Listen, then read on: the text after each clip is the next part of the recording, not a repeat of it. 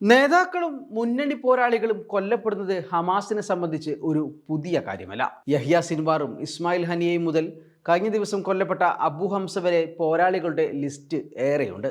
ഇപ്പോഴിതാ അക്കൂട്ടത്തിലേക്ക് ഒരു പേര് കൂടി ചേർക്കപ്പെട്ടിരിക്കുന്നു: സലാഹ് അൽ ബർദവിൽ. ഹമാസ് പൊളിറ്റിക്കൽ ബ്യൂറോ അംഗമായ അദ്ദേഹം തൻ്റെ ടെന്റിൽ രാത്രി നിസ്കാരം നിർവഹിക്കുന്നതിനിടെയാണ് സയനിസ്റ്റ് സേനയുടെ ആക്രമണത്തിൽ കൊല്ലപ്പെടുന്നത്. ഒരു വിശ്വാസിയെ സംബന്ധിച്ച്, ഹമാസ് പോരാളിയെ സംബന്ധിച്ച് അയാൾ ഏറ്റവും ആഗ്രഹിക്കുന്ന മരണം. ഹമാസ് തന്നെയാണ് അദ്ദേഹത്തിന്റെ മരണവിവരം അറിയിച്ചത്.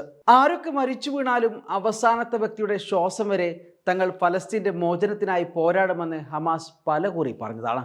അതവർ ഇത്തവണയും ആവർത്തിക്കുന്നു.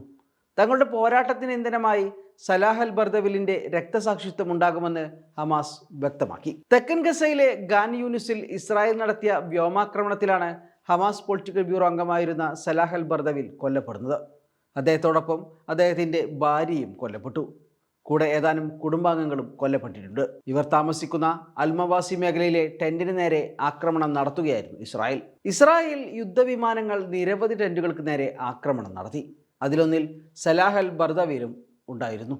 രാത്രി നിസ്കാരം നിർവഹിച്ചു കൊണ്ടിരിക്കുകയായിരുന്നു അദ്ദേഹം. കുടുംബാംഗങ്ങളോടൊപ്പം അദ്ദേഹവും രക്തസാക്ഷിയായി. ഹമാസിന്റെ സന്ദേശത്തിൽ പറയുന്നു, അദ്ദേഹത്തിൻ്റെയും അദ്ദേഹത്തിൻ്റെ ഭാര്യയുടെയും മറ്റ് രക്തസാക്ഷികളുടെയും രക്തം ഫലസ്തീൻ വിമോചനത്തിനും സ്വാതന്ത്ര്യത്തിനുമായുള്ള പോരാട്ടങ്ങളുടെ ഇന്ധനമായി നിലനിൽക്കും. ക്രിമിനൽ ശത്രുവിന് ഞങ്ങളുടെ നിശ്ചയദാർഢ്യത്തെയും ഇച്ഛയെയും ഒരിക്കലും തകർക്കാനാവില്ല, ഹമാസ് സന്ദേശത്തിൽ ആവർത്തിക്കുന്നു. 1959 ഖാൻ യൂനിസിലാണ് ബർദവിൽ ജനിക്കുന്നത്. 2006 ഫലസ്തീൻ ലെജിസ്ലേറ്റീവ് കൗൺസിലിലേക്ക് അദ്ദേഹം തെരഞ്ഞെടുക്കപ്പെട്ടു. 2021 ഹമാസ് പൊളിറ്റിക്കൽ ബ്യൂറോ അംഗമാകുന്നത്. ഗസയിലെ പ്രാദേശിക പൊളിറ്റിക്കൽ ബ്യൂറോയിലും അദ്ദേഹം പ്രവർത്തിച്ചിരുന്നു. 1993 അദ്ദേഹത്തെ ഇസ്രായേൽ കസ്റ്റഡിയിലെടുത്തിരുന്നു. നേരത്തെ അദ്ദേഹം ഹമാസിന്റെ വക്താവായും പ്രവർത്തിച്ചിട്ടുണ്ട്. കഴിഞ്ഞ ദിവസം ഹമാസ് സൈനിക ഇന്റലിജൻസ് വിഭാഗം തലവൻ ഉസാമ തബാഷും കൊല്ലപ്പെട്ടിരുന്നു. തെക്കൻ ഗസയിലെ ഹമാസിന്റെ സൈനിക ഇന്റലിജൻസ് തലവനും ഹമാസിന്റെ സർവൈലൻസ് ആൻഡ് ടാർഗറ്റിംഗ് യൂണിറ്റിന്റെ മേധാവിയുമായിരുന്നു ഉസാമ തബാഷ്. ഖാൻ യൂനിസ് ബ്രിഗേഡിലെ ബറ്റാലിയൻ കമാൻഡർ ഉൾപ്പെടെ ഹമാസിന്റെ വിവിധ സുപ്രധാന പദവികളും തബാഷ് വഹിച്ചിരുന്നു.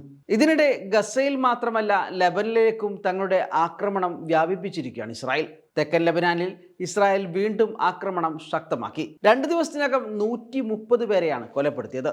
ലെബനാനിൽ നിന്നുണ്ടായ റോക്കറ്റ് ആക്രമണത്തിന് മറുപടിയായാണ് ആക്രമണമെന്നാണ് ഇസ്രായേൽ പറയുന്നത്. എന്നാൽ ഇസ്രായേലിലേക്ക് ആക്രമണം നടത്തിയത് തങ്ങളല്ലെന്ന് ഹിസ്ബുല്ല പറയുന്നു. ലെബനാനിലേക്ക് അടുത്ത മണിക്കൂറുകളിലും ആക്രമണം തുടരുമെന്ന് ഇസ്രായേൽ സൈനിക റേഡിയോ റിപ്പോർട്ട് ചെയ്തു.